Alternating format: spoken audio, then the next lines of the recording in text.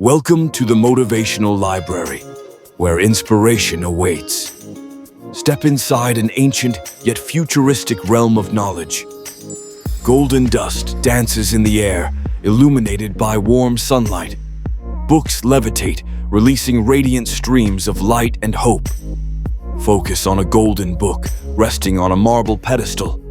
Its pages flutter, bursting with brilliant light and swirling letters. The title emerges, The Motivational Library, bold and bright. Motivational shines in radiant gold, library in sleek silver. Feel the cinematic depth and warmth as the light expands.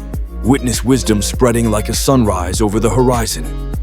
As the light fills the frame, our tagline appears, where every word awakens power, end with a soft golden flash, revealing our channel logo.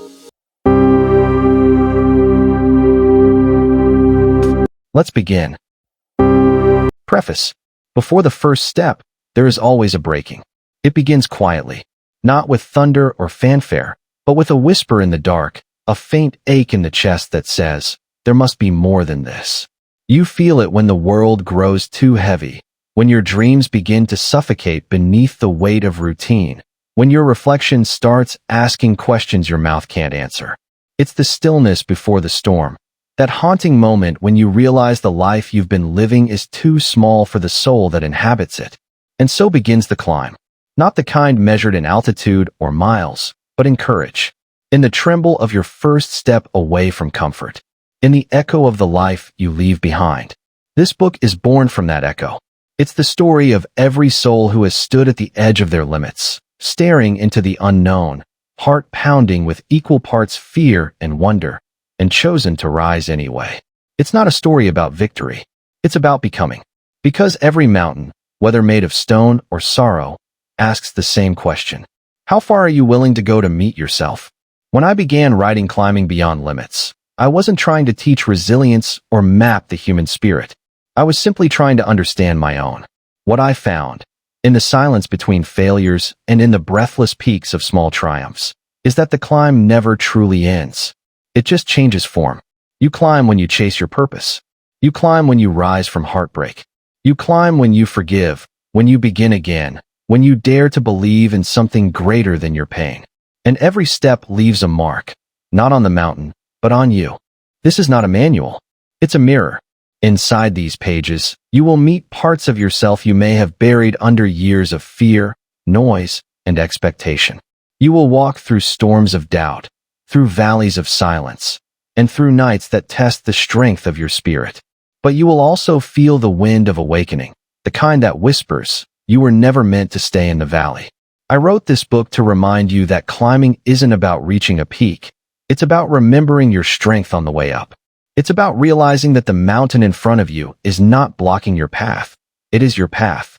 And with every fall, every scar, every breathless pause, you are not breaking. You are rising. Somewhere beyond fear, beyond doubt, beyond the noise of the world, there is a version of you standing tall, steady, unshaken, infinite. That version isn't waiting at the summit. It's waiting in every step. So as you turn the page, I invite you to walk with me. Not as a reader following words, but as a traveler tracing your own reflection in the journey ahead. Let this book be your rope, your compass, your quiet reminder that no climb is too steep when your purpose burns brighter than your pain.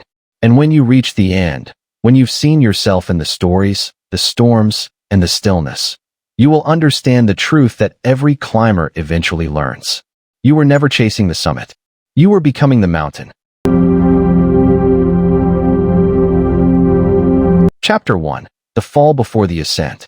The mountain was quiet that morning. The kind of quiet that carries 1,000 unspoken prayers. Mist curled around the jagged rocks like ghosts of forgotten dreams, and the wind whispered promises only the brave could hear. He stood at the base of the climb, a man whose spirit had been cracked by too many storms. His name doesn't matter. It could be yours. It could be mine. It's the name of every soul who's ever stared at their reflection and wondered, can I rise again? Because before every ascent, there is a fall. And before every victory, there is a valley, the shattering. It began the way most breakdowns do, quietly. One day, He simply woke up and felt empty. The fire that once burned inside had turned into smoke. His career had collapsed after years of trying to build something that never truly felt like his own. Relationships had fractured under the weight of unmet expectations. And somewhere in between chasing approval and avoiding failure, he'd lost sight of himself. He used to believe success meant climbing the world's tallest peaks, wealth, recognition, perfection. But no one tells you what happens when you reach those false summits and find only silence. He looked in the mirror one night and whispered, "I'm tired of pretending." And that's when the fall began. Not the dramatic kind, but the slow, invisible crumble that happens inside when you realize you've been living someone else's version of your life. Days turned into weeks of isolation. The phone stopped ringing. The laughter faded. He found himself wandering aimlessly through the city, passing faces that looked just as lost as his own.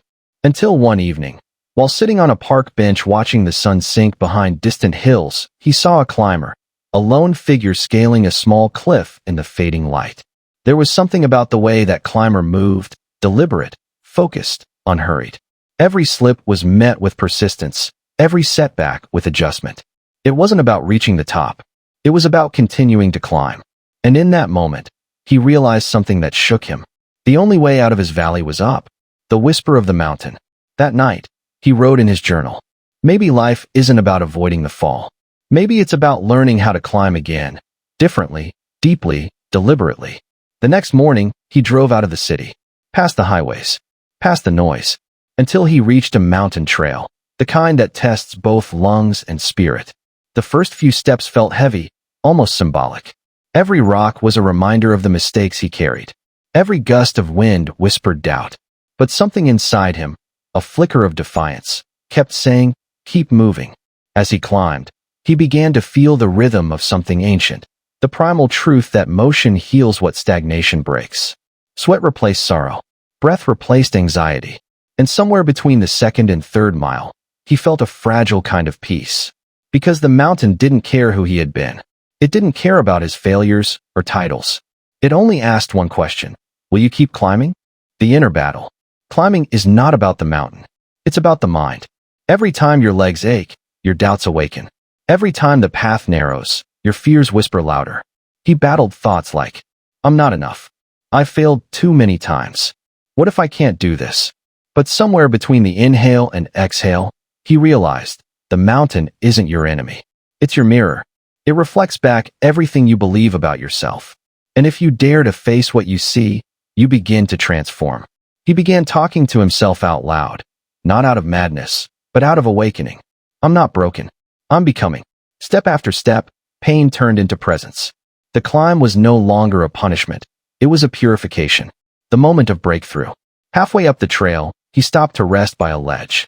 The valley stretched out below him, vast, silent, humbling. And suddenly, the tears came. Not out of sadness, but release. He realized he had been climbing mountains made of expectation his whole life.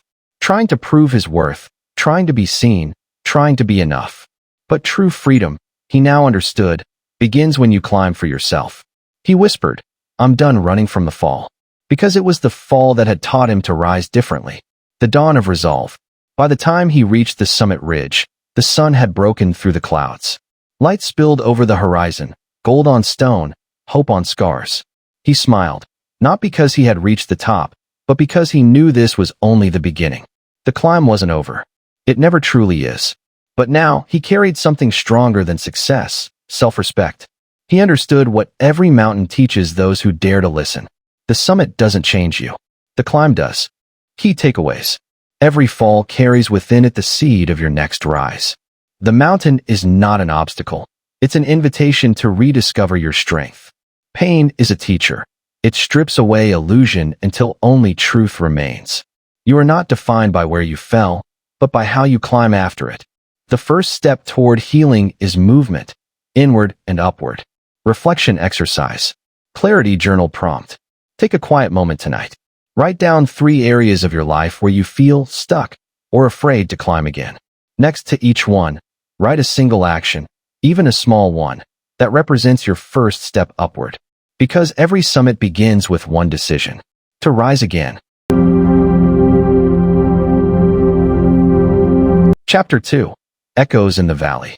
The valley doesn't speak in words. It speaks in echoes, soft, haunting, reflective. It repeats what we've been too busy to hear. After the climb, he expected triumph. Instead, he found silence. The kind that hums beneath your ribs, heavy, endless, unnerving. He had descended from the mountain to rest, but rest brought reflection, and reflection brought ghosts. At night, the wind outside his small cabin would whistle through the cracks in the window frame, and each gust carried an echo, fragments of his own voice from the past. You should have been further by now. Why do you always fail when it matters most? Who are you without the climb? The valley wasn't the absence of the mountain. It was the space where his soul came face to face with itself. The sound of stillness. He spent days walking through the valley trails, a notebook in hand, scribbling thoughts that felt like confessions. Everywhere he looked, nature mirrored his inner state. The fog hugged the ground like uncertainty. The streams whispered of movement, yet they too were bound by their banks. He realized that silence can be the loudest sound in the world, because it leaves you alone with the truth. We live in an age of noise. We confuse motion with meaning, distraction with direction. But when everything falls quiet, the questions we've buried rise like smoke from the ashes. And one morning, sitting by a quiet stream, one such question came to him. Simple, terrifying, liberating. If no one ever applauded again, would I still climb? He closed his eyes. The question struck deeper than he expected. Because climbing, in whatever form, had always been about proving something. To his family, to his peers, to the mirror. But purpose built on validation is a fragile kind of strength. It crumbles when applause fades. The memory that broke him. That afternoon, as he followed the winding stream deeper into the valley, he stumbled upon an old wooden bridge, half broken, covered in moss. The sight pulled at something inside him. He sat on the edge and let his feet dangle over the water. That's when a memory surfaced, sharp, vivid, uninvited. Years ago, he had been standing in an office, dressed in ambition, waiting for someone's approval. He had worked months for a promotion that he believed would define his worth. When they told him no, it wasn't just disappointment he felt. It was erasure. Like everything he had ever done suddenly didn't count. That day, he had walked out of that building and promised himself he'd prove them wrong. But in chasing that promise, he had lost himself. Sitting there on the bridge now, years later, he whispered, "You don't have to prove your worth anymore. You just have to live it." And for the first time, the echo didn't come back. Only silence. But this time, it was a peaceful silence, the kind that follows understanding. The voice within. That night, under a quilt of stars, he sat by a fire and stared into the flames. Each flicker reminded him of something he had once believed, that growth always roars, that change must be loud, heroic, cinematic. But the valley was teaching him otherwise. Growth is often quiet. It happens in the spaces no one sees, in the restraint not to react, in the courage to stay, in the wisdom to wait. He began speaking to the voice within, not the critical one, but the one beneath it. The one that said, "You are not behind. You are becoming. You are not lost. You are in transition. You are not broken. You are being reshaped." That voice had always been there, but buried beneath the noise of comparison. Now, in the valley, it finally had room to breathe. Lessons from the echo. Over the following weeks, he came to understand something profound. The valley is not punishment for falling. It's preparation for rising. He watched the way the mist would settle low in the morning and then lift with the sun. It reminded him that darkness is not the end. It's just the pause before clarity. He realized that every echo he heard, every doubt, every fear, was not meant to shame him, but to shape him. Because echoes only exist when there are walls for sound to bounce off. And those walls, our fears, regrets, mistakes, reveal where healing still needs to happen. One morning, as he watched his reflection ripple on the stream, he said softly, "Maybe I've been trying to silence the echoes when I was meant to listen to them." And so he did. He listened. To his doubts, to his pain, to his unfulfilled dreams. Not to believe them, but to understand them. Each echo carried a lesson. The echo of fear said, "You care deeply. That's why it scares you." The echo of failure said, "You were brave enough to try." The echo of loneliness said, "Now is your season of rebuilding." He started realizing that healing doesn't come from escaping the valley. It comes from inhabiting it fully. The letter he never sent. One evening, as dusk painted the sky in bruised purples and gold, he pulled out a letter he had written years ago but never sent. A letter to himself. It began, "I don't recognize who you are anymore." It was a letter written from a place of exhaustion and resentment. But now, reading it again, he didn't feel anger, only compassion. He took a deep breath, pulled out his pen, and began writing a response beneath it. "That's okay. You weren't supposed to stay the same. Every version of you built the bridge to who you are now. The boy who feared failure gave you humility. The man who sought approval taught you empathy. The wanderer who lost his way gave you perspective. Every fall was a rehearsal for your rise." He folded the letter, placed it on a stone, and let the wind take it. As the paper drifted down the valley, he smiled. For the first time, he didn't need closure. He had found peace in the continuation. The return of sound. Weeks later, something shifted. The valley that once echoed his insecurities now carried a different kind of sound. Laughter, footsteps, life. He began meeting other climbers, strangers who had descended for their own reasons. Each had their own valley story. The artist who burned out, the parent who lost purpose, the dreamer who stopped believing. He listened to them the way the valley had listened to him, with patience, presence, and no need to fix. And he realized, healing multiplies when shared. Because every valley is connected to another. Every voice, every echo, every pain, part of the same landscape of becoming. He understood now why the mountain called him in the first place. It wasn't just to conquer it. It was to learn how to climb with compassion. The light through the mist. One dawn, after a night of rain, he woke to see the valley transformed. The mist was rising, sunlight breaking through like forgiveness. Every leaf glistened with dew, and the air smelled like beginnings. He stood at the edge of the ridge and breathed it all in. And in that moment, he realized something sacred. The echoes had never been his enemies. They were simply unhealed parts of his story, asking to be heard before he could move forward. The valley had done its work. It had stripped him of pretense, purified his purpose, and taught him to listen before he led. He looked up toward the distant peaks and smiled. The next climb awaited, but this time, he wouldn't climb to escape the valley. He'd climb to honor it. Key takeaways. Silence isn't emptiness. It's the space where your truth begins to speak. The valley isn't punishment. It's preparation. Healing begins when you stop trying to silence your pain and start listening to its message. Every echo, fear, doubt, or failure carries wisdom when you have the courage to hear it. The valley teaches what the summit cannot: peace, patience, and presence. Reflection exercise. Journal prompt. Sit in silence for 5 minutes today. Write down every recurring echo in your mind. The doubts, regrets, or fears that replay when life gets quiet. For each one, ask, what is this trying to teach me? What truth have I been avoiding? What would peace with this sound like? Then close your eyes and whisper to yourself, I am learning from my echoes. Because before you climb higher, you must first learn to listen to the valley that shaped your strength. Chapter 3. The Weight of the Backpack. The morning sun rose slow and steady, spilling light over the peaks like honey poured over stone. The air was cold enough to sting, yet gentle enough to awaken something inside him, a subtle awareness that the climb was about to change. He stood at the base of a new trail, the straps of his backpack cutting into his shoulders.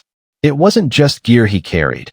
It was everything he refused to let go of: memories, expectations, unspoken guilt, the need to prove, the fear of failing again.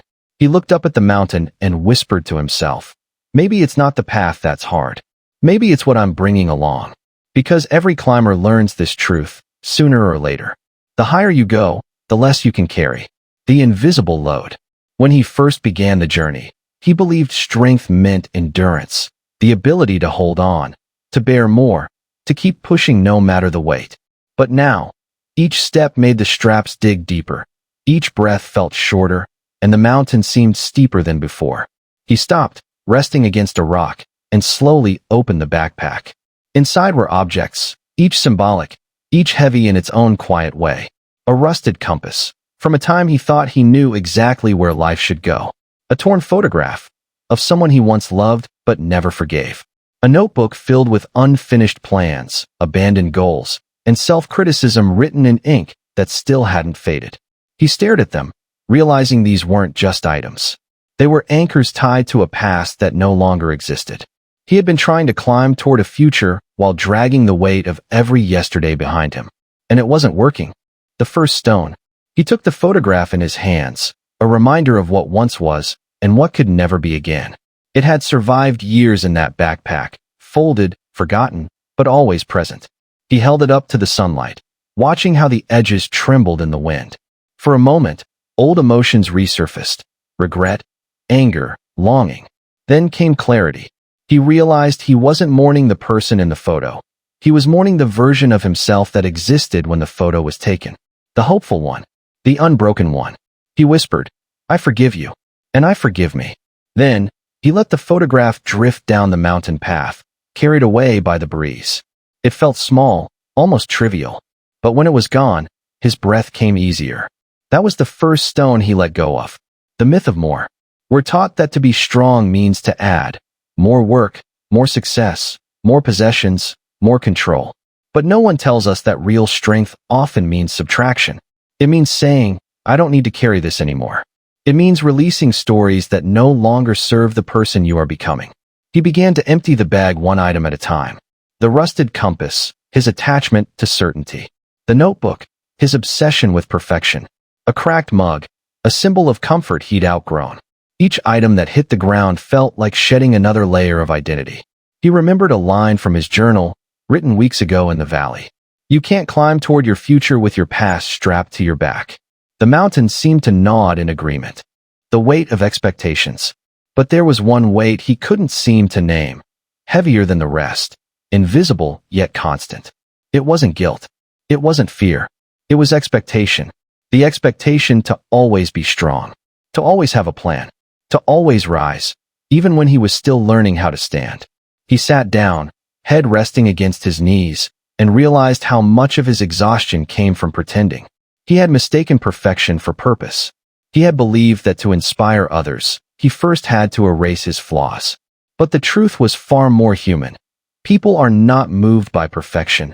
They are moved by honesty. He didn't need to climb flawlessly. He just needed to climb authentically. He whispered to himself, "It's okay to be seen as you are, not as you wish to be." The wind picked up, as if echoing its approval. Lessons from the load. He resumed walking, lighter now. The trail ahead still curved sharply upward, but the difference was unmistakable. His body hadn't changed, yet everything felt easier. It wasn't just about physical relief. It was spiritual lightness, the kind that comes when you stop dragging your history into every new beginning. He noticed how his surroundings seemed clearer now. The trees looked greener. The sound of the stream below was louder. It was as if letting go had sharpened his senses to the beauty that had always been there. He thought about all the people who carry their invisible backpacks every day. The woman holding on to a dream that no longer fits. The man replaying a single mistake from years ago. The parent haunted by guilt. The friend pretending everything's fine. We all carry something we're afraid to set down. But what if the act of release isn't loss, but liberation? The ritual of letting go. At the next ridge, he decided to create a ritual, a symbolic act of release. He gathered a few small stones from the trail and placed them in front of him. On each one, he carved a word. Fear, control, comparison, regret. He held each stone in his hand, whispered the story it carried, and then placed it down beside the path. When he finished, he looked at the row of stones and said softly, "These do not define me anymore." Then he walked away without looking back. The wind howled briefly, lifting dust into the air, almost like the mountain was applauding. He felt lighter, not because the trail had changed, but because his relationship with it had. The paradox of lightness. As he climbed higher, he realized something paradoxical. The lighter he became, the stronger he felt. He had always believed that holding on gave him control, but letting go gave him something far greater, clarity. There's a sacred balance in life. The less you cling, the more you connect. He wasn't just climbing anymore. He was merging with the journey. Every step became a prayer. Every breath, a reminder that peace is not found at the summit. It's found in the space between letting go and moving on. The summit at dusk. By evening, He reached a plateau where the path opened into a vast overlook. The sun hung low, turning the world into a sea of gold and fire. He dropped his now nearly empty backpack onto the ground and sat beside it. He touched the rough canvas and smiled. It wasn't a burden anymore. It was a reminder of everything he'd carried and everything he'd released. He whispered to the fading light, "Maybe the point isn't to conquer the mountain. Maybe it's to unburden the soul enough to keep climbing." He closed his eyes and let the wind wrap around him. It carried no echoes this time, no weight, no past, just the quiet sound of peace. Key takeaways. The higher you climb, the less you can carry. True strength isn't about endurance, it's about release. Every burden you let go of creates space for clarity, purpose, and peace. You are not obligated to carry the versions of yourself that no longer serve you. Lightness is not weakness. It's freedom. Reflection exercise. Take out a notebook. Draw a simple backpack on one page. Inside it, write the names of the weights you've been carrying, regrets, expectations, guilt, control, or self-judgment. Then, beside each word, write a single sentence beginning with, "I am ready to let go of this because." When you're done, close the notebook, take a deep breath, and say aloud, "I travel light now." Because life doesn't ask you to carry everything, only what matters. And once you release the rest, you'll realize the climb was never against the mountain. It was against the weight you refused to put down. Chapter 4. Cracks in the Compass. There comes a moment in every journey when the map no longer makes sense. When the familiar trails disappear and every direction looks the same. When logic can't find the way forward and silence becomes the only voice left to guide you. He reached that moment at dawn. The mountains stretched endlessly before him, ridges crossing ridges, valleys blending into mist. The compass in his hand trembled slightly, its needle uncertain, its glass cracked from an earlier fall. For a long time, he stood there, turning it in his palm, waiting for it to settle.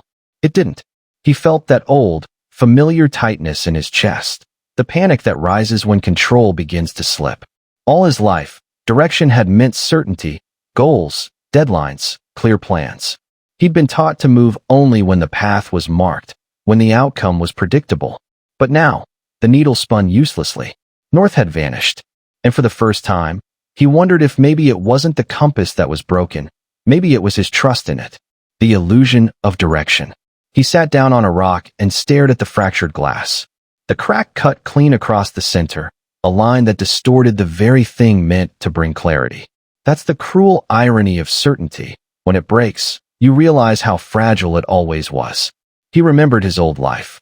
The carefully structured plans, the 5-year goals, the endless lists of shoulds.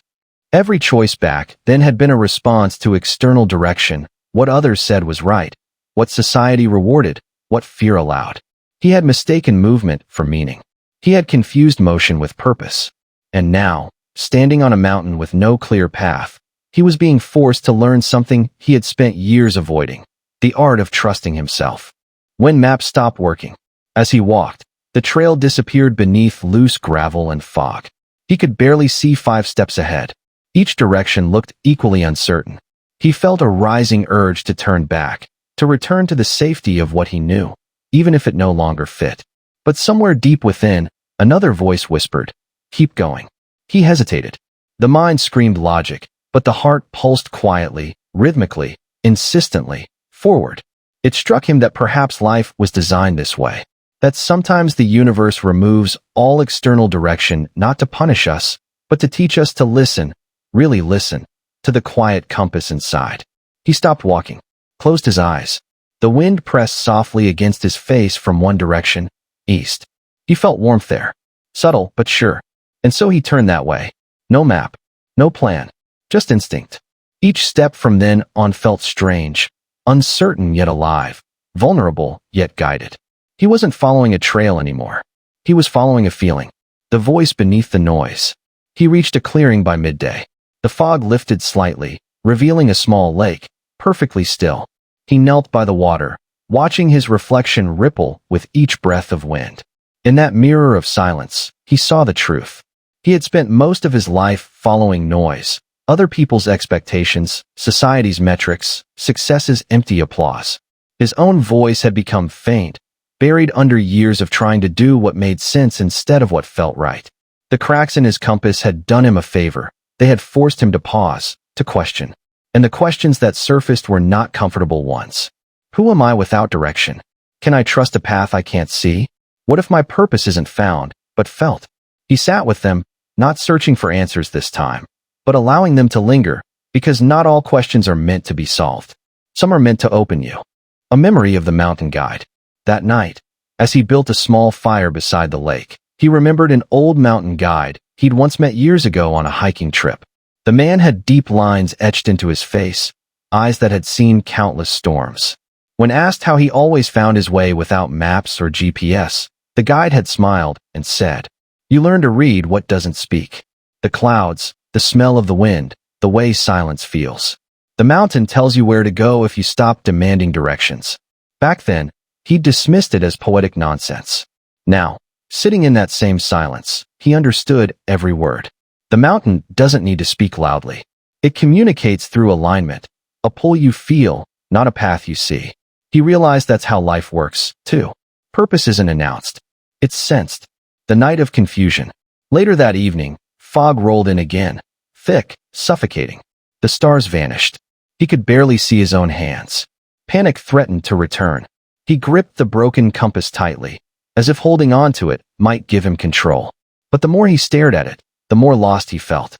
Finally, in frustration, he hurled it into the darkness. The metallic sound of it hitting the rocks echoed down the slope. And then, stillness. He sank to his knees. For the first time in a long while, he felt truly directionless. But in that moment of surrender, something unexpected happened. Peace. Not comfort. Not certainty. Just peace. Because he wasn't fighting anymore. He whispered, "I don't know where I'm going, but I'm ready to listen." The heart as a compass. He woke before dawn. The fog had lifted. The horizon burned orange with new light. Without the compass, he relied on feeling, the gentle pull inside that said, "This way." He followed it up the ridge. The path twisted unpredictably, yet every turn felt aligned. He began to understand that intuition isn't some mystical force. It's memory plus truth, the accumulated wisdom of every mistake, every heartbreak, every lesson your soul has stored. The heart remembers what the mind forgets. It knows where you're meant to go long before logic catches up. He whispered as he climbed. Maybe the heart isn't just where love lives. Maybe it's where direction begins. Finding the true north within. By afternoon, he reached a point where the mountain opened into a vast overlook. The sun shimmered off distant peaks, and the air smelled of pine and possibility. He sat down and closed his eyes again, placing a hand over his chest. He could feel his heartbeat, steady, grounded, present. This, he realized, was his new compass. Not a device that pointed north, but an inner rhythm that pointed toward truth. Every decision from now on would have to pass through this feeling. Does it bring peace or pressure? Expansion or constriction? Love or fear? That would be his map. He smiled, because for the first time, uncertainty didn't scare him. It felt like freedom. The lesson of the cracked compass. He thought again about the compass lying somewhere down the slope. Broken, discarded, lost. But maybe it had never really failed him. Maybe its purpose was to guide him until he could guide himself. He whispered to the mountain, "Thank you for breaking what I no longer needed."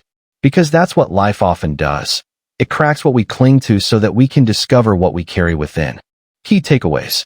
When the map disappears, it's an invitation to trust your intuition. Logic builds paths. Intuition builds journeys. Sometimes what breaks isn't meant to be fixed. It's meant to free you. The heart is not a poetic metaphor. It's your truest compass. Uncertainty isn't the absence of direction. It's the beginning of authenticity. Reflection exercise. Find a quiet moment today. Place your hand on your heart and take 3 slow breaths. Think of a decision or direction in your life that feels unclear. Instead of listing pros and cons, ask yourself, which choice feels lighter in my chest? Which path brings peace, even if it scares me?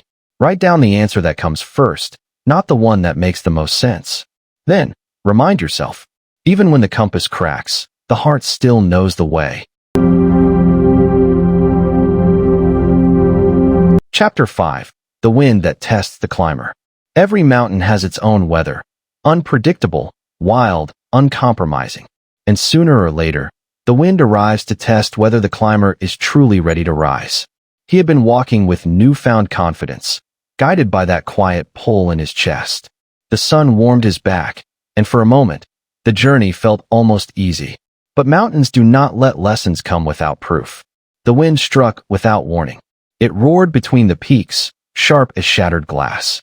His coat whipped violently behind him, boots sliding against loose stone. He dropped low, feeling the force threaten to shove him back the way he came. He wasn't afraid of the wind itself. He was afraid of what it meant, that maybe he wasn't as strong as he thought. When progress feels like resistance, the wind pushed harder, as if the mountain were asking the simplest, hardest question. How badly do you want to continue? He gritted his teeth and leaned forward, muscles burning. For every step he tried to take, the wind stole half of it back. This is how adversity works. It doesn't always stop you. It simply slows you until you start to doubt momentum.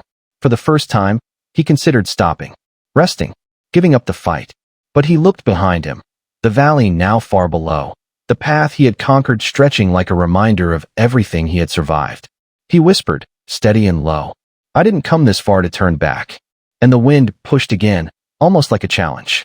The mountain's unwritten rules. As he battled upward, he remembered something the old mountain guide once said. The climb gets hardest right before the summit comes into view. He hadn't understood it then. He understood it now. The wind wasn't punishment. It was preparation. Challenges are nature's way of separating the interested from the committed. The mountain simply needed to know, are you here to visit, or are you here to conquer? Strength isn't built in calm. He tried to shield his face, but the wind shoved him sideways, scraping his hands against rough rock. Pain stung his palms. Tears mixed with dust in his eyes. There is a kind of breaking that doesn't shatter you. It sharpens you. He realized that strength isn't born in peaceful moments.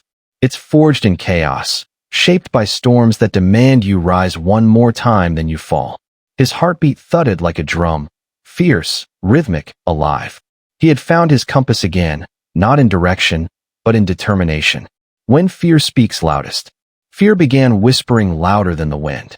What if you slip? What if you fall? What if you're not strong enough? But another voice rose to meet it. The voice that has lifted every climber, every fighter, every dreamer who refused to quit. What if you rise? What if this is the moment that transforms you? What if strength is not something you have, but something you become? He inhaled sharply, the breath of someone who chooses courage. The shelter of a small ledge. Up ahead, he spotted a narrow ledge tucked in the mountain's shadow. He crawled toward it, digging fingers into rock, pulling himself forward with every ounce of resolve. He collapsed onto the ledge, exhausted, shaking, but safe. The wind still howled around him, but here, pressed against the mountain's side, he found a pocket of silence. In that stillness, he learned two truths. 1. Rest is not weakness. 2. Survival is also progress. He wasn't moving backward. He wasn't failing. He was preparing, listening to the storm. With his back against the stone, he closed his eyes and let the wind scream past him. It roared like a voice that refused to be ignored, the voice of every challenge life had ever thrown his way. And beneath its fury, he heard something surprising, encouragement, a push disguised as pressure, a test dressed as struggle. He thought, maybe the wind isn't here to stop me. Maybe it's here to make sure I'm strong enough for what's ahead. Rising into the wind. When his breathing steadied, he stood again, slowly, deliberately. The wind was still fierce, but he was fiercer. He leaned forward and climbed. One step, then another. Not perfectly, but powerfully.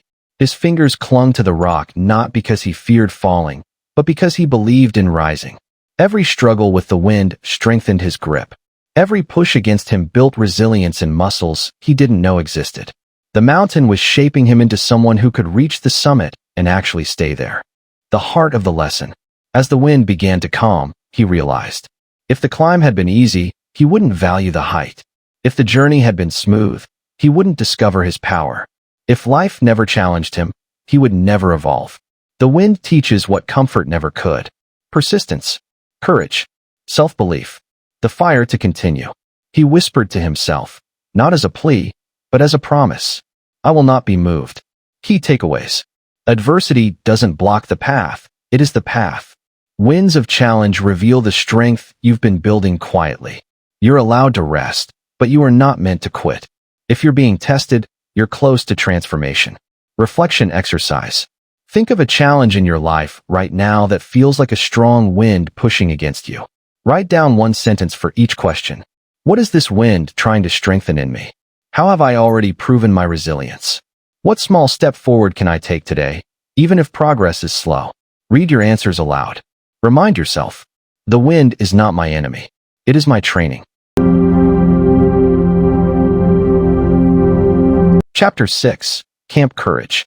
The wind had softened, but the echoes of its rage still lived inside him. Every muscle ached. His throat was dry, lips cracked from the cold.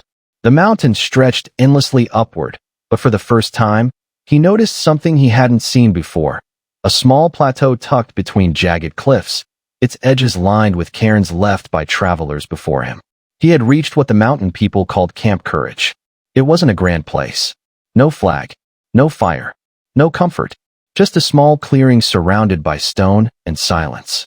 Yet, something sacred lingered there, a quiet energy that whispered, "You've survived the storm. Now, learn why you were meant to." He dropped his backpack to the ground and sank beside it. For the first time since the journey began, he wasn't fighting the mountain. He was listening to it. The stillness after the storm. He sat in silence for what felt like hours. The air was thin and sharp, but it carried a strange peace. He could hear his own heartbeat, steady now, no longer frantic from fear, but alive with awareness. When life's storms end, we often rush ahead, desperate to keep moving. But real growth asks for stillness. That quiet space where strength finally catches up to the soul. Here, at Camp Courage, stillness wasn't emptiness. It was integration. Every hardship, every stumble, every gust of wind had been preparing him to sit here, not as a survivor, but as a student. He realized, the mountain doesn't just want me to climb. It wants me to understand why I'm climbing. The fire within. As night approached, he gathered dry twigs from the corners of the camp and struck a spark with trembling hands. The flame struggled against the thin air, flickering, fading, then rising again. He smiled faintly. That tiny flame mirrored him. How many times had he flickered like that? Dimmed by doubt, nearly snuffed out by pain, but somehow, always rising again. He fed the fire, watching it grow from fragile glow to steady light. The warmth touched his face, and for the first time in days, he felt something like comfort. He wasn't safe yet, but he wasn't lost either. He whispered to himself, "Courage doesn't roar. It endures." And the fire answered with a soft crackle, like agreement. The visitors of the night. As the fire burned low, the wind carried distant sounds, the rhythm of footsteps, faint and cautious. He turned, half expecting shadows, but found something else. 3 climbers emerged from the darkness, their faces weathered and eyes bright with exhaustion. Without a word, they nodded in greeting and joined him by the fire. No one asked where the others had come from or where they were going. On the mountain, words are often unnecessary. Shared struggle creates silent understanding. One of them, an older woman with streaks of silver in her hair, spoke first. "Every climber meets this camp," she said, voice low and strong. "It's where the brave rest. Not because they're weak, but because courage needs time to breathe." The younger man beside her nodded. "I thought courage meant never feeling afraid," he admitted. She smiled gently. "No, courage means walking with fear and not letting it lead." The fire popped, sending sparks into the dark. The climber listened, every word embedding itself like a seed. What courage really means. That night, under a canopy of cold stars, he began to rethink everything he believed about bravery. He'd always pictured it as loud, the roar before battle, the shout in the face of danger. But now, he saw it differently. Courage is the quiet decision made in lonely places. It's standing when everything inside you wants to sit. It's waking up one more morning after the hardest night of your life. He remembered all the times he thought he'd broken. The valley of echoes, the cracked compass, the wind that nearly threw him down. And yet here he was, not invincible, but unyielding. Courage, he realized, isn't the absence of fear. It's the mastery of it. Letters to the self. Before dawn, the silver-haired woman handed him a small notebook. "Write," she said. It's tradition here. Every climber at Camp Courage leaves a message for the next. He hesitated, then opened the notebook. The pages were filled with words, hundreds of them, left by those who had once rested here. Some were prayers, some confessions, some promises whispered to the mountain. He found a blank page and began to write. To whoever finds this, the mountain will test you. It will strip you of comfort, of pride, of illusion. But if you let it, it will give you something greater. The knowing that you can endure. The proof that you are stronger than you imagined. Courage isn't about being unshaken.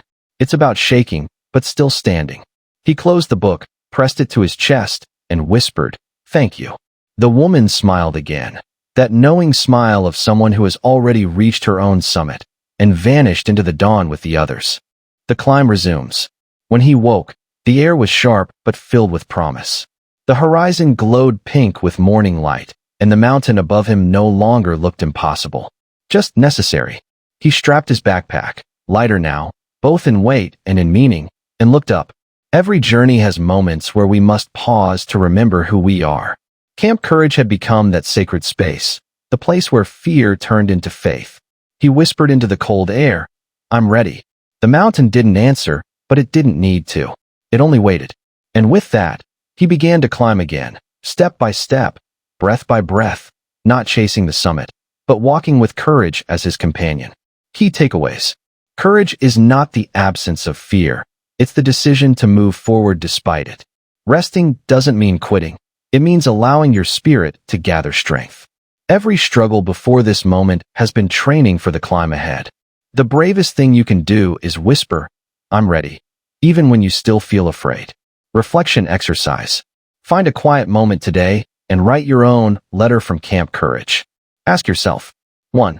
What fears have I been carrying that I'm ready to walk with, not run from? 2. What has life been teaching me through struggle? 3. What does courage mean to me now, compared to a year ago? When you finish, read your words aloud. Let them remind you. You don't have to be fearless to keep climbing. You just have to keep climbing. Chapter 7. Thin air, clear vision. The higher he climbed, the thinner the air became. Each breath was no longer a gift taken for granted, but a negotiation with the mountain, slow, careful, deliberate. The world above the treeline was quieter now. Gone were the whispering rivers and rustling pines. Up here, only silence and sky remained. Every inhale scraped his throat. Every exhale carried a whisper of doubt. He could feel his heart pounding against his ribs, not just from exhaustion, but from exposure. There was nothing left to hide behind. No noise, no distraction, no crowd. Just him, the cold, and the truth. Thin air does that to you. It strips everything unnecessary until only what matters most remains. The silence that reveals. He paused, pressing a hand to his knee as the wind swept dust around him. The sky stretched endlessly, pale and merciless, and the mountain peaks looked close enough to touch. But the closer he moved, the farther they seemed. It was here, in the desolate quiet, that the noise inside his own mind grew loud again. The questions he'd buried under motion began to surface. What am I climbing for? Who am I trying to prove myself to? What if the summit doesn't change anything? He sat down on a flat stone, lungs aching, and let the silence answer. It didn't speak in words, but in awareness. Sometimes, silence isn't absence. It's revelation. He realized how much of his journey had been fueled by scarcity. The hunger to be enough, to be seen, to be worthy. He had mistaken progress for purpose. But progress without peace isn't victory, it's escape. When you run out of air. The higher he went, the harder breathing became. Every step was a question of endurance. How much can the human spirit take before it breaks? He tried to fill his lungs, but the air was too thin to satisfy. And as his breath shortened, he thought of the times in life when he'd felt the same suffocation, those moments when emotional oxygen runs out. Heartbreak, failure, loss, the kind of pain that takes your breath long before the altitude does. He remembered nights when sleep refused to come, when purpose felt distant and meaningless. He remembered standing in front of mirrors, searching for someone worth believing in. He remembered pretending to be fine, until pretending became the heaviest burden of all. The thin air was teaching him something, the same truth that pain had whispered before. When life strips you of comfort, it's inviting you to breathe differently. The vision in scarcity. He stood again, pushing forward through the ache. Each step demanded awareness. Every movement required intention. And as he climbed, the view began to open. A vast valley below, layers of fog drifting between mountains like ghosts of his past selves. He stopped, breathless not from lack of oxygen this time, but from awe. From this height, everything he once thought enormous looked small. The fears, the regrets, the expectations. He could see them clearly now, not as chains, but as teachers. Sometimes, you must be deprived of air to see what truly sustains you. The mountain had taken away everything he thought he needed. Comfort, certainty, approval. And in doing so, it gave him clarity. He whispered, voice trembling in the thin air. I've been chasing the summit to prove I can climb. But maybe I was meant to climb to remember who I am. Purpose is not found, it's revealed. As the sun dipped behind the ridge, gold light spilled over the stones. The world looked cleaner here, raw, honest, untouched. He realized something profound. Purpose doesn't arrive like lightning. It reveals itself slowly, through endurance, humility, and quiet truth. You don't find purpose. You strip away what isn't yours until what's left feels like peace. Maybe purpose isn't about achievement at all. Maybe it's about alignment, the meeting point between what breaks your heart and what sets it on fire. The mountain wasn't asking him to conquer it. It was asking him to meet himself, fully, truthfully, without disguise. The inner summit. He reached a ridge where the view broke open into endless light. The wind howled like an ancient voice, but this time, it didn't feel like resistance. It felt like welcome. He stood tall, lungs burning, heart raw, and for the first time in his life, he wasn't afraid of the emptiness. Because it wasn't empty. It was real. He looked back at the winding trail below, the valleys, the storms, the countless moments he'd doubted his strength. And he understood now. Every scarcity had shaped him. Every loss had cleared his vision. Every breathless moment had trained him to breathe with his soul, not his lungs. Thin air had taught him the most human truth, that what we call pain often carries the clarity we've been searching for all along. Truth in the stillness. He sat on the ridge, cross-legged, watching the final light fade. The wind was cold, but he didn't shiver. There was a fire inside him now, not of conquest, but of comprehension. He thought of all the times he had prayed for strength, not realizing that every unanswered prayer was strength disguised as silence. He thought of all the people still wandering their valleys, chasing summits without asking why. He thought of himself, no longer the same climber who began this journey. Then, quietly, he smiled. Maybe clarity doesn't come when we finally reach the top. Maybe it comes when we finally stop running from the bottom. The breath of understanding. The night sky deepened, vast, infinite, alive. He closed his eyes, inhaled the thin air, and though his lungs still ached, he found he could breathe just fine. Because breathing wasn't just a physical act anymore, it was faith. Faith that he was exactly where he needed to be. Faith that pain and scarcity were not punishments, but purification. Faith that clarity doesn't always comfort. Sometimes, it dismantles you first. He whispered one final truth into the dark. When everything else is taken away, the only thing left is truth, and that's enough. Key takeaways. Scarcity strips away illusions and reveals what truly matters. Clarity often comes not from abundance, but from loss. Purpose is not something we find. It's uncovered through endurance and honesty. The pain of thin air moments strengthens the lungs of the soul. When you can't breathe easily, learn to breathe differently, through gratitude, acceptance, and faith. Reflection exercise.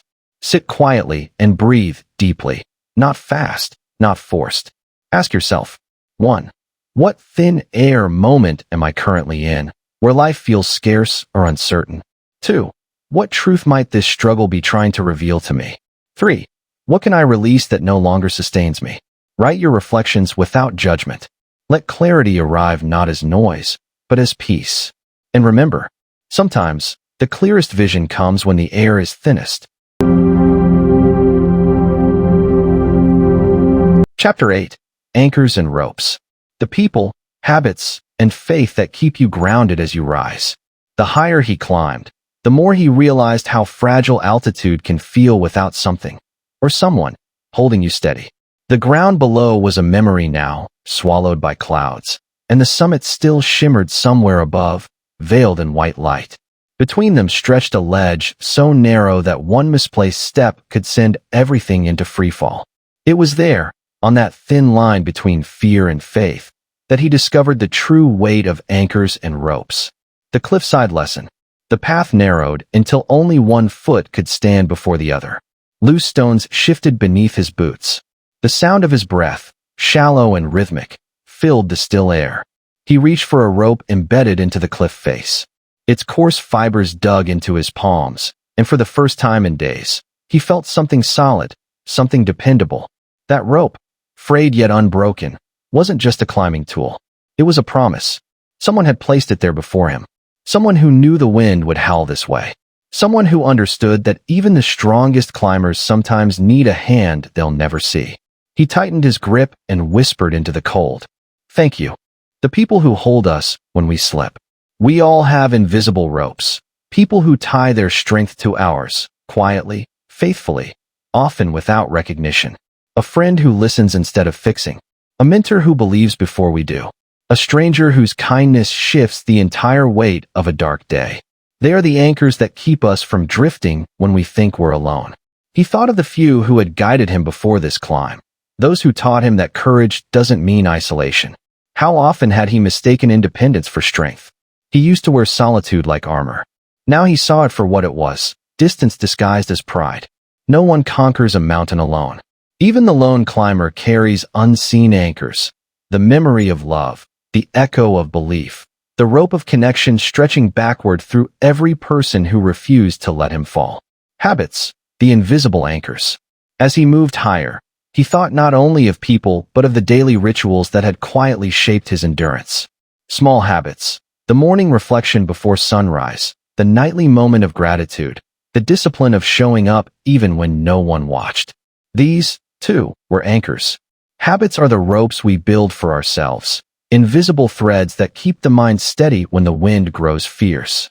They remind us that stability is not a condition of the environment, it's a condition of the soul. He recalled the old saying his teacher once murmured before he began the climb. The summit is won not by strength, but by rhythm. It's the rhythm of returning, to purpose, to prayer, to gratitude, that keeps the climber from losing balance. The summit may change a person, but it's the anchors that sustain them once they get there. When ropes snap, halfway up the ledge, one of the knots gave way. A sharp snap echoed across the stone, and his heart lurched. He froze, every muscle rigid, breath held hostage. The sudden emptiness where the rope had been felt like betrayal. But then he remembered, not every rope is meant to last forever. Some supports, like chapters, have to end so you can climb with your own strength. He steadied himself, drove his hand into the rock's crevice, and pulled up again, slower, but surer. Trust doesn't mean dependence. It means knowing which ropes are meant to hold and which are meant to release. He had lost a safety line, but gained something quieter, confidence in his own hands. The weight of faith. As dusk descended, the mountain turned gold. The air shimmered thin and clear, and the world below looked almost unreal, as if distance had stripped it of meaning. He found a small outcropping to rest upon and anchored himself there. Above him, the last rope dangled, leading toward a ridge that glowed in fading light. He held it, not as a tool, but as a symbol. Faith is the rope you tie between yourself and the unseen. You can't always see where it leads, but you trust that it holds. Sometimes it's prayer. Sometimes it's purpose. Sometimes it's the quiet conviction that you were meant to continue. Faith doesn't eliminate fear. It simply keeps you from falling when fear tries to pull you down. He looked up toward the ridge, whispered a small prayer, and began to climb again. Not faster, not harder, but with reverence. The summit of connection. When he finally reached the top of that ledge, the view that greeted him wasn't solitude. It was a tapestry of mountains rising beyond mountains, their peaks connected by faint lines of light, as if the world itself were held together by unseen ropes. And maybe it was. Maybe every act of courage, every quiet kindness, every shared struggle forms a network that keeps humanity from collapsing. Maybe we are all bound, climbers on different mountains, tethered by the same longing to rise. He stood there, the wind brushing his face, and realized that the point was never just to reach the top. It was to remember those who steadied the rope while he climbed. He turned, eyes full of gratitude, and whispered to the wind, "I didn't do this alone." Anchored in humility. As night descended, he set up a small camp. He drove his final piton into the rock, not to secure himself, but as a marker for those who would come next. A silent message for future climbers: you are not alone here. Then he leaned back against the mountain and looked at the stars.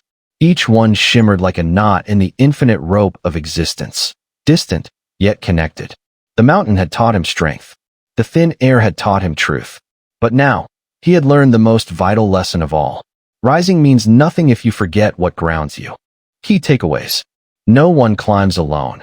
Every ascent is supported by unseen anchors of love, belief, and guidance. Habits are self-made ropes that keep you steady in chaos. Some supports are temporary. Letting go of them is also growth. Faith is the rope between you and the unseen. It holds when logic fails. True strength is knowing when to hold tight and when to anchor for others. Reflection exercise. Take a moment today to reflect on your anchors and ropes. Write down 1. 3 people who have been silent anchors in your journey, and one way you can thank them. 2. 3 daily habits that keep you grounded, and one you want to strengthen. 3. 1 belief or act of faith that has held you in moments of uncertainty. Then close your eyes and say quietly to yourself, "I rise because others held the rope. And now, I will hold it for someone else." Chapter 9. The Avalanche Within. Facing emotional breakdowns and turning them into breakthroughs. The mountain had been whispering for days, low, rumbling, restless. But that morning, it roared. It began with a single crack echoing across the ice, sharp as the snap of a bone. Then another, and another, until the whole slope trembled beneath him. Snow, loose and hungry, began to slide, pulling everything in its path. The mountain was shedding, breaking, releasing. He ran toward a ridge, boots plunging deep into powder, lungs searing. The roar grew louder, not behind him anymore, but inside him. And in that instant, as the avalanche thundered down the mountain's spine, he understood. This wasn't destruction. It was release. It was the mountain's way of letting go. The breaking point. He pressed his back against a rock wall, chest heaving, eyes wide. The world around him blurred. Snow in motion, chaos in white. His breath came in sharp bursts, clouding the air. When it finally stopped, there was silence. A silence so heavy it rang in his ears. He looked up at the slope he had been climbing. It was gone, buried under the avalanche. Every footprint erased, every sign of progress swallowed. He dropped to his knees. His body was trembling, but not from cold. For the first time in the journey, he wasn't afraid of dying. He was afraid of having to start again. And then, quietly, something inside him cracked too. Tears he hadn't known he'd been carrying spilled into the snow. They steamed on contact, hot grief meeting cold ground. The mountain wasn't just collapsing outside him. It was collapsing through him. The avalanche of emotion. Every climber faces a storm they can't fight with strength, only surrender.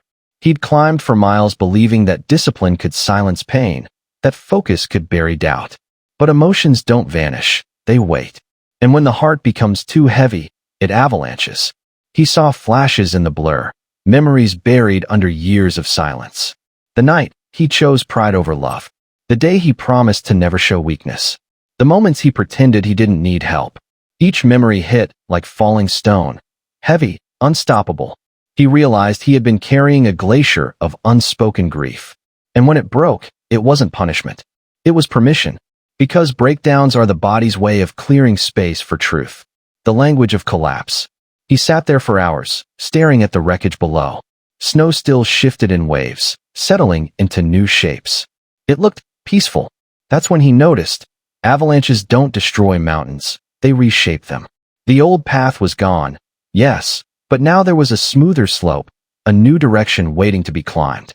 He whispered to himself, maybe falling apart isn't the end. Maybe it's how the mountain breathes. He took a slow, steady breath and felt something different inside him. Not calm, but clarity. Sometimes, We need to fall to finally see what was holding us down, turning breakdown into breakthrough. That night, under a dark, starlit sky, he built a small fire. The glow flickered against his face, painting shadows of a man reborn in fragments. He thought about what had just happened, the collapse, the silence, the surrender. And he realized the avalanche had taken nothing essential. His tools were safe. His breath remained. His will was untouched. The mountain had stripped away everything extra. It was brutal, yes, but it was also honest. And that's what emotional breakdowns do. They strip us down to what's real. They show us what we truly need to climb again. He remembered his mentor's words from long ago. The mountain doesn't test your strength. It reveals your truth. He understood it now. Every breakdown was an initiation, not into suffering, but into clarity. He leaned toward the fire and whispered, "Thank you." The inner climb. When dawn came, he began to rebuild. Each step was deliberate, not driven by ambition this time, but by alignment. The mountain was quieter now, as if acknowledging his shift. He wasn't fighting the climb anymore. He was listening to it. He began to hear his own mind the same way. Every fear, every doubt, every whisper of worthlessness was no longer an enemy. It was information. Fear wasn't weakness, it was awareness. Pain wasn't punishment, it was instruction. Tears weren't failure, they were release. He realized the hardest climb isn't up the mountain. It's down into yourself, into the caverns where the real storms rage. And once you've stood in that avalanche and survived, the next wind doesn't scare you. It humbles you. The mountain as mirror. By midday, he reached a clearing where the snow had settled smooth and untouched, as if the avalanche had never happened. He paused, looking at his reflection in the ice. His eyes were tired, but different, softer, wiser. He thought about how every climber he'd ever admired carried their own avalanche scars, emotional landslides that reshaped them into who they were meant to be. Maybe the mountain wasn't something he was conquering. Maybe it was a mirror, showing him, layer by layer, the landscape of his own soul. The fear, the collapse, the surrender, the rise. It was all him. The gift and the fall. As he stood in that silence, a gentle wind passed, scattering light snow around his boots. It wasn't hostile this time. It felt like blessing, a quiet nod from the mountain itself. He smiled faintly. Maybe the avalanche wasn't meant to stop him. Maybe it was sent to strip away everything that couldn't go higher. Because the higher you climb, the lighter you must become. You can't reach new heights with old weight. The fall was never the end. It was the beginning of ascent with truth. He looked upward again, toward the path the mountain had carved anew, and whispered, "Now I'm ready." Key takeaways. Emotional avalanches are not signs of failure. They are the body's way of releasing what you can't carry anymore. Breakdown precedes breakthrough. Destruction often precedes clarity. The collapse of old patterns clears space for a stronger foundation. The mountain outside mirrors the one within. Every fall reveals a truth you've buried. Healing begins not when you avoid the fall, but when you understand its purpose. Reflection exercise. Find a quiet moment and ask yourself, 1. What avalanches in your life have felt like endings, but were really beginnings? 2. What emotions have you buried under the need to stay strong? 3. If you could see your pain as your teacher, what would it be trying to show you? Then write this affirmation somewhere visible. I do not fear the avalanche within. I trust that what collapses is clearing space for my rise. Chapter 10. The summit isn't the end. Redefining success, peace, and fulfillment at the top. The morning the summit came into view, it didn't look like triumph. It looked quiet.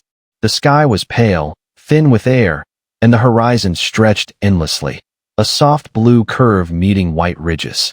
The mountain's final edge shimmered like glass beneath the early sun. Each breath was a negotiation with the sky itself. He had imagined this moment so many times, the roar of victory, the surge of pride, the rush of adrenaline. But now, as he approached the top, there was only stillness. No crowd, no applause, just the whisper of the wind and the pulse of his own heart. He reached the final ledge and placed one trembling hand on the frozen stone. And then, with a slow exhale, he stepped onto the summit. He was there, but it didn't feel like an ending. It felt like a beginning, the mirage of arrival. He stood at the top for a long time, unsure of what to feel. From here, The world looked smaller, the valleys like brush strokes, the rivers like threads of light. The journey below, which had once felt infinite, now fit into the palm of his memory. He thought it would feel like completion, like the ache would vanish, the questions would stop, the mountain would somehow bless him with peace. Instead, there was only a strange emptiness. He had spent so long climbing toward this moment that he had forgotten to ask what came after it. And that's the silent illusion of every summit. We mistake arrival for purpose. But every summit, he realized, is just a higher starting point. The echo of achievement. He shouted into the wind, not from triumph, but from release, a long, guttural cry that carried months of fatigue, loss, fear, and faith. The sound bounced from one peak to another, echoing endlessly. But when it faded, there was only silence again. That's what achievement often feels like, an echo. Loud for a moment, then gone. He sat down, his legs weak from both altitude and awareness. The snow beneath him sparkled like dusted diamonds. He opened his pack, found a small stone he'd carried from the mountain's base, and placed it on the ground beside him. He'd brought it as a symbol of where he began, a reminder that success without gratitude is just altitude without meaning. The myth of more. He looked toward the distant peaks. There were always more, taller, sharper, seemingly endless. That's when it struck him. The pursuit never ends, unless you decide what enough means. Most people spend their lives climbing from one summit to the next, chasing applause that never satisfies the soul. They think fulfillment is found in higher goals, bigger wins, louder validation. But true peace doesn't come from having more. It comes from needing less. He whispered to himself, maybe success isn't standing on top of the world. Maybe it's being able to breathe deeply anywhere you stand. The return to stillness. He took off his gloves and placed his bare hands on the ice. It was freezing, a bite of reality. But it grounded him. Every part of him that had once been frantic, striving, desperate to prove something, began to quiet. He realized he wasn't climbing to conquer anymore. He was climbing to connect, to the silence, to the wind, to the version of himself that didn't need to become anything more. Peace, he discovered, is not found at the top. It's found when you stop running from yourself. And that can happen anywhere, even in the valley. The gentle descent. After some time, he began his descent. The summit didn't fade behind him. It followed him, in the rhythm of his steps, in the ease of his breathing. He moved slowly now, not because he was tired, but because he was awake. He noticed things he'd missed before, the texture of the rock, the shimmer of frost on pine needles, the melody of snowmelt in hidden streams. The climb had sharpened his eyes, but the descent softened his heart. Success had taught him focus. Fulfillment was teaching him presence. The summit within. As he reached lower ground, he met another climber resting at a ledge, exhausted, eyes filled with that same burning hunger he once carried. The man asked, "How much further to the top?" He smiled gently and replied, "The distance doesn't matter. What matters is what you find in yourself along the way." The climber looked confused, but nodded. He would understand soon enough. He continued downward, realizing that the real summit wasn't behind or ahead, it was within. The mountain had been a mirror all along, reflecting back his evolution. From ambition to awareness. From striving to surrender. From reaching upward to standing still.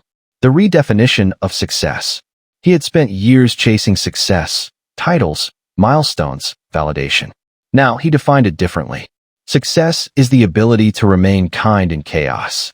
Success is staying grounded when you rise. Success is knowing when to let go and when to hold on. Success is climbing without losing your humanity.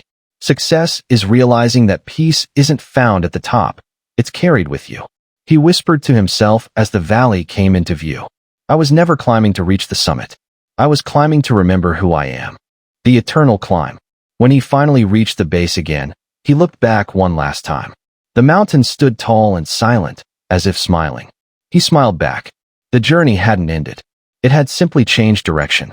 Every summit leads to another mountain. Every ending becomes another invitation. And that's the beauty of growth. It never stops. It only deepens. He turned toward the horizon, adjusted his pack, and began to walk, not as a man chasing altitude, but as one who had found gratitude. The mountain behind him no longer represented conquest. It represented connection, to life, to truth, to peace. The summit wasn't the end. It was the beginning of understanding what really matters when the climb is over. Key takeaways. The summit is not the destination. It's an invitation to redefine meaning. True success is not about reaching the top, but about staying grounded and grateful once you do. Fulfillment is not a peak. It's a state of being carried within you. Every summit leads to another journey. Growth is infinite. Peace is not found in achievement, but in awareness. Reflection exercise. Ask yourself today. 1. What summits in your life have you mistaken for fulfillment? 2. How can you begin to redefine success in a way that aligns with peace, not pressure? 3. If you were no longer climbing to prove anything, what would you climb for? Then write this simple truth somewhere you'll see it daily. The summit isn't where I end. It's where I begin to truly live. Chapter 11. Descending with Wisdom.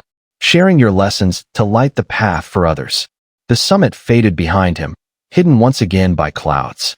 What had once looked eternal now seemed like a distant whisper, a shimmering memory suspended in light. He began his descent with slow, deliberate steps, each one softer than the last. The climb up had been about strength. The climb down would be about surrender. The air grew thicker as he moved lower, and with every breath, the weight of wisdom settled deeper into him. He was no longer the same man who had begun this ascent. His muscles carried memory, his mind carried stillness, and his heart carried stories. And maybe that was the purpose all along. Not just to climb, but to return with something worth sharing. The art of coming down. The descent is the part no one glorifies. There are no songs about the journey back, no applause for the ones who carry lessons instead of trophies. But those who've touched the summit know, coming down is where the real mastery lies. Because when you descend, you move slower. You look around. You see what you missed on the way up, the details, the beauty, the quiet truths you were too focused to notice before. He paused by a ridge where the wind whistled through carved stones and thought, this is what wisdom feels like, awareness wrapped in humility. He smiled softly. The mountain was teaching him one final lesson. The purpose of reaching the top is not to stay there, but to descend with understanding. The flame of experience. Midway down, he met a group of young climbers beginning their ascent. Their faces were bright with ambition, eyes wide, boots new, ropes gleaming in the sun. One of them stopped him. Was it worth it? He asked, panting lightly. He looked at the boy, saw in him the hunger, the hope, the impatience he once carried. He smiled. It depends, he said gently. If you're climbing to prove something, the mountain will humble you. But if you're climbing to learn, it will change you. They nodded politely, but he knew the words wouldn't sink in yet. They had to feel the wind, the fear, the fall. Only then would they understand. Still, he hoped that somewhere in their journey, when the night grew cold and doubt crept in, they'd remember his voice. Because wisdom is like fire. It doesn't spread by force. It spreads by warmth. The teacher within. He remembered how many times he'd ignored guidance, thinking he had to figure it all out alone. But wisdom, he realized now, isn't about knowing everything. It's about being open enough to receive what life is trying to teach. And when you finally receive it, you have a duty to share it, not as instruction, but as invitation. That's how the world evolves. Not through perfection, but through shared imperfection, through stories that make others feel less alone in their climb. He whispered softly to himself, I carry these lessons not to preach, but to pass the torch. The echo of kindness. Further down, he came across a narrow pass where the trail had been half buried by the avalanche's remains. He recognized the spot. It was where he had nearly lost himself weeks ago. This time, instead of rushing past, he stopped. He took off his pack, tied a fresh rope, and anchored it firmly into the rock. For the next climber, he murmured. That small act, quiet, unseen, was his offering to the mountain, to life itself. He realized then that wisdom isn't measured by how much you know, but by how much you give. Every insight unshared is a light withheld. And those who descend without lighting the path for others are still lost in their own shadows. The power of story. That night, at a small camp nestled between cliffs, he built a fire. The flames flickered golden against the dark stone, and as sparks rose, he began to speak, not to anyone in particular, but to the silence. He told the mountain's story. His story. About fear. About falling. About finding strength where he thought there was none. And as he spoke, the air around him felt lighter, as if the mountain itself leaned in to listen. He understood now why humans tell stories. Not to glorify themselves, but to remind others that they, too, can survive the climb. Stories are ropes. They connect us across distance and time. They say, you are not alone in this. The gift of return. When he finally reached the base again, the earth felt softer beneath his feet, familiar, forgiving. He looked up one last time. The summit was invisible now, wrapped in fog. But he didn't need to see it. He carried it within him. The climb had given him what no applause or achievement could, perspective. He had gone to the edge of himself and come back whole. Now, his purpose was not to chase more peaks, but to plant more paths. To turn his experience into guidance. To become the rope, the anchor, the voice that says, keep going. He realized something sacred. Climbing changes you. Descending defines you. The legacy of the climber. He walked back into the valley village he had left months ago. The air was warm, thick with the scent of pine and earth. People passed him without recognition, the same faces, the same rhythm. But inside him, everything had changed. He no longer sought to be seen. He sought to serve. He went to the edge of the river, knelt, and touched the water, cool, flowing, eternal. He whispered quietly, I climbed for myself. Now I live for others. In that moment, he understood the full circle of growth. We rise to remember our strength, and we descend to remind others of theirs. Key takeaways. True wisdom is not found at the top. It's gained in how you return and what you share.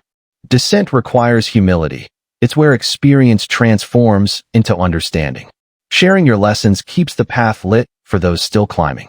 Wisdom spreads not by teaching, but by storytelling and kindness. The purpose of success is service, to turn your climb into someone else's courage. Reflection exercise. Take time to reflect on your own mountain. Ask yourself, 1. What hard-won lessons have you kept to yourself out of fear or doubt? 2. Who in your life could benefit from your experience? Not your advice, but your story? 3. How can you turn your pain, your perseverance, your climb into a guiding light for others? Then write this affirmation where you can see it often. I descend not in defeat, but in devotion, to light the path I once walked in darkness. Chapter 12. Beyond the Mountain. Realizing that true freedom is not in reaching the peak, but in becoming the mountain itself. He woke before dawn, the horizon still wrapped in silver mist. The mountain towered behind him, silent and eternal, but something inside him had shifted. For months, he had defined himself by the climb, the struggle, the summit, the scars. But now, standing at the base once more, he felt no urge to look up, because he had finally understood. He was no longer climbing the mountain. He was the mountain, the stillness after the storm. The village was stirring awake, smoke rising from chimneys, the scent of bread and wood in the air. He sat quietly on a stone, hands open, breathing in the ordinary beauty of morning. For the first time, he didn't feel smaller than the mountain. He felt aligned with it, part of its breath, its silence, its rhythm. The wind that once tested him now whispered through him. The ground that once carried him now felt like an extension of his own body. He had spent so long fighting nature, only to realize he was nature, raw, imperfect, magnificent, alive. He thought about how the mountain never apologizes for its storms. It doesn't rush its seasons. It stands, changes, and still remains whole. And maybe that was freedom, to stop trying to be unbreakable and simply be real. The end of the climb. He walked along the edge of a small stream that flowed from the mountain's heart. Its water was clear and cold, mirroring the dawn. He knelt and touched it. The same water that had once frozen his fingers now felt like home. He realized the climb had never been about conquering height. It had been about dissolving separation between himself and the world, between doing and being, between striving and surrendering. He whispered softly, all this time I was trying to reach something above me, but it was always within me. In that moment, he stopped being a climber. He became a keeper of lessons, of stillness, of gratitude. The summit wasn't a point anymore. It was a presence, the mountain within. As he walked through the forest, he could feel echoes of every step he had taken, The places he fell, the rocks that tore his hands, the ridges where he nearly gave up. And yet, each of those moments had become part of his foundation. That's when he understood. Every hardship, every heartbreak, every fall, they weren't obstacles. They were sediment, layering over time, shaping the mountain within him. He no longer carried pain as a wound. He carried it as wisdom, the geological record of his becoming. Freedom wasn't about escaping the mountain. It was about realizing that every rise and fall had been sculpting him into something timeless. The spirit of the mountain. That evening, he climbed one final ridge, not high, not difficult, just enough to see the world bathed in golden light. He sat on a rock and closed his eyes. For a while, he listened, not to wind, or birds, or echoes, but to life itself breathing through him. And in that stillness, a revelation rose. The mountain doesn't climb. It doesn't chase the sky. It touches it simply by standing tall. All his life, he had been climbing to become something. Now he realized the goal was never becoming, it was being. To be grounded yet reaching. Silent yet powerful. Rooted yet rising. He smiled, the kind of smile that doesn't reach the lips, only the soul. The gift of becoming. He stood, feeling the solid earth beneath his feet. For the first time, he didn't feel pulled upward or downward, only inward. He was no longer searching for purpose. He was living it. He would return to the world not as a conqueror, but as a reflection, reminding others that the mountain isn't a place you climb, but a truth you awaken. That courage is not in the reaching, but in the staying. That peace is not at the summit, but in the breath between steps. He whispered quietly into the wind. I am no longer seeking the view. I am the view. The eternal horizon. As night fell, the sky turned to liquid sapphire, stars spilling across it like shattered glass. He looked up one last time, not in yearning, but in communion. The mountain loomed in silence, shadowed yet alive. He could almost hear its heartbeat, steady and eternal, matching his own. He realized that his story and the mountain's story were one, both shaped by time, weathered by struggle, and still standing. He thought of all those still climbing, those somewhere on the steep path, caught between fear and hope. He didn't pity them. He honored them. Because every climber, in their own way, is walking toward the same realization, that the mountain is not a destination. It's a reflection of what we are becoming. Beyond the climb, he walked away as dawn began to break again. The air shimmered with light, that sacred, in-between glow when night exhales and day takes its first breath. He knew he'd return one day, not to conquer, not to test himself, but to remember. Because you don't leave the mountain. You carry it with you. In your silence. In your patience. In your strength. You carry it every time you rise after falling. Every time you choose peace over pride. Every time you help another climber find their footing. The mountain moves through you. Always has, always will. And in that knowing, he smiled, whispered a soft goodbye to the sky, and walked toward the horizon, lighter, freer, whole. Not the man who climbed the mountain, but the one who became it. Key takeaways. The ultimate purpose of the climb is not to conquer the mountain, but to become one with it. Freedom is found in being, not becoming, in aligning with life instead of fighting it. Every challenge you faced was not punishment, but formation. The mountain represents your evolution, layered, weathered, yet unbroken. True peace begins when you stop seeking and start embodying what you've been chasing. Reflection exercise. Find a quiet space and reflect on your entire climb, your journey through pain, courage, discovery, and return. Then write answers to these questions. 1. What parts of your mountain now live within you? 2. How can you embody its stillness, strength, and patience in daily life? 3. What would it mean for you to stop climbing and start being? Finally, close your eyes and say this truth aloud. I am no longer climbing toward the mountain. I am the mountain, still, strong, and endlessly becoming.